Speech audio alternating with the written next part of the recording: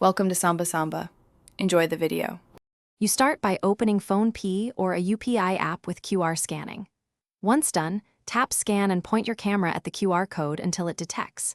Make sure the code fills most of the frame, steady your hand and avoid reflections. The app will parse the UPI payload immediately. If it shows a pay or collect screen, pause there. Do not confirm payment.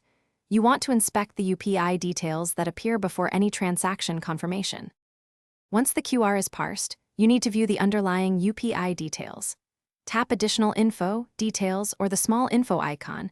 Apps often show the VPA virtual payment address or a raw URI such as UP//pay, PA equals, PN equals.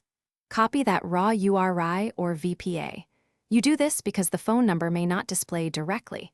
Instead, the VPA or parameters can lead you to the linked phone. Save the copied text, so you can now extract the phone number by examining the copied UPI string.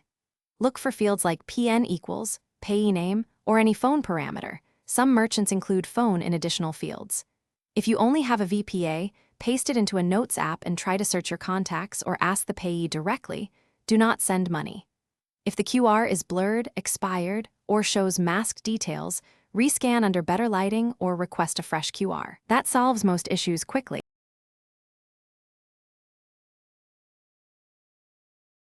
Thanks for watching. Consider subscribing if we helped you.